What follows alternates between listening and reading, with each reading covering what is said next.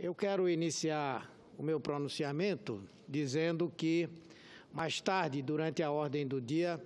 eu pretendo falar sobre o pedido de denúncia contra o presidente Lula, ontem feito pelo Ministério Público Federal, no caso que envolve a medida provisória que tratou do sistema automobilístico do nosso país e que eu entendo que é uma decisão absurda e, ao mesmo tempo, que, se for levada a sério, não existirá mais possibilidade de desenvolvimento regional no nosso país. Portanto, eu pretendo abordar esse tema mais tarde. Outros senadores do PT vão também fazer essa denúncia. Mas o que me traz hoje, agora,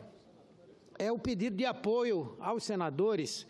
para aprovação do projeto de minha autoria, que naturalmente considero altamente relevante para a sociedade. Diz respeito, esse projeto que apresentei em 2015, aos casos de flagrante de agressão sexual, especialmente às mulheres,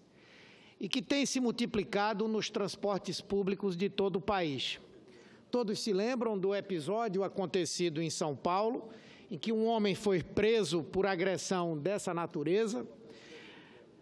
agressão feita a uma passageira, e foi solto e logo depois voltou a incorrer no mesmo crime.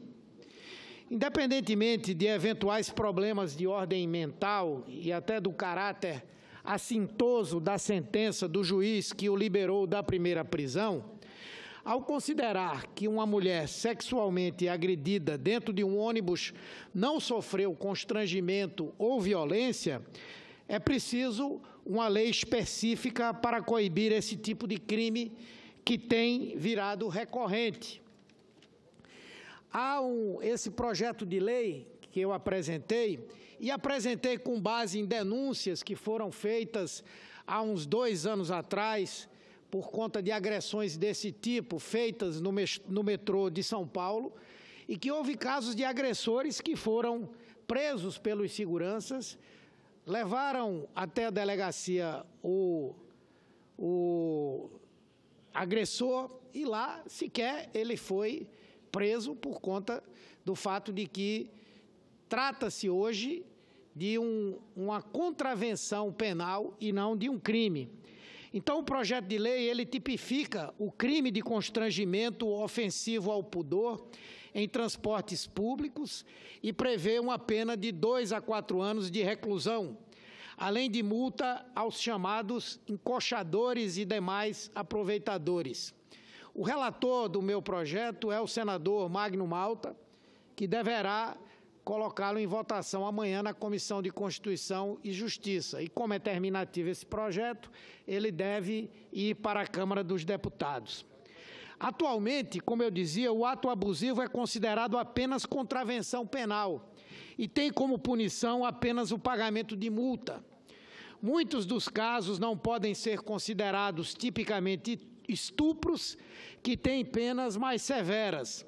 Então, os criminosos acabam sendo beneficiados por essa legislação que é branda. Nesse sentido,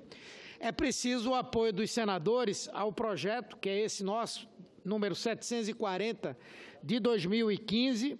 que está na Comissão de Constituição e Justiça e pode ser votado nesta quarta-feira em caráter terminativo.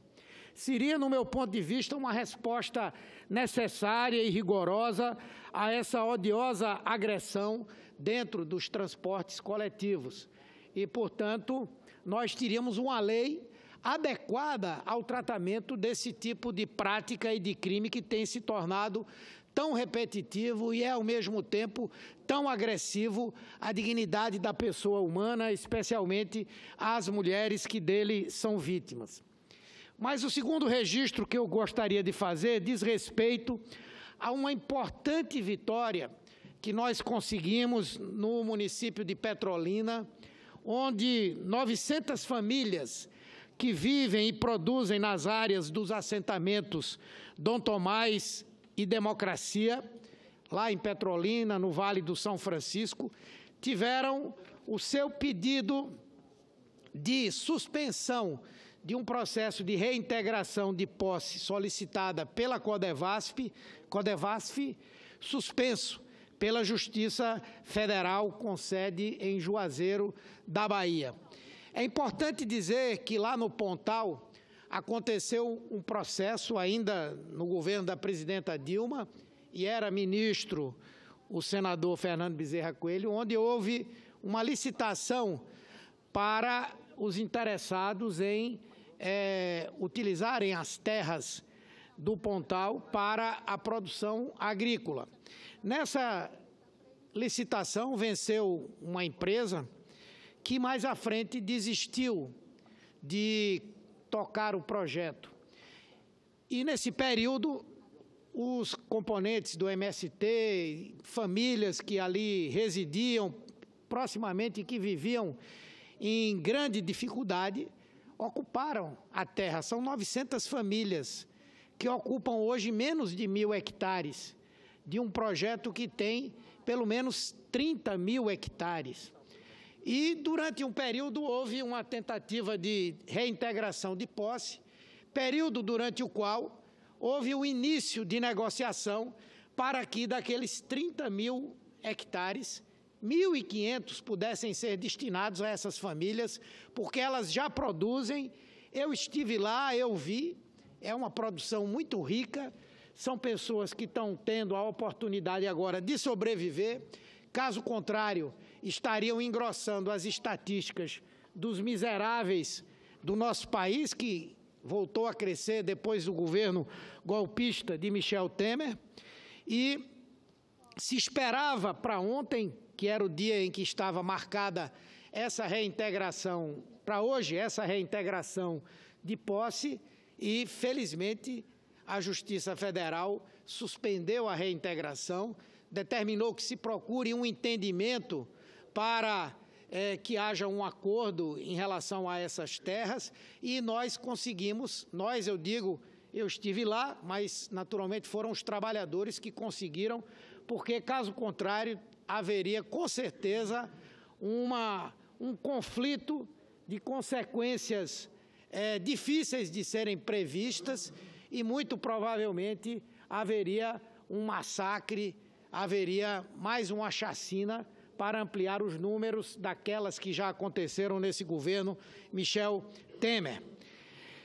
Há lá o esforço para desenvolver a agricultura familiar em menos de 1.000 hectares que são ocupados e onde plantam milho, feijão, mandioca, melancia, manga, muitas coisas que eu tive a oportunidade de ver.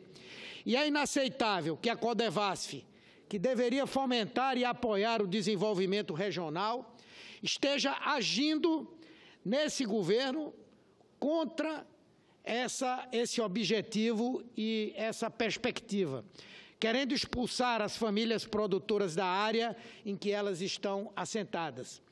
Felizmente, a 17ª Vara da Justiça Federal em Juazeiro, na Bahia,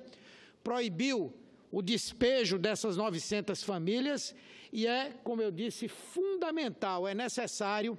que a Codevasf aproveite esse momento temporário, esse momento de paz, para sentar-se com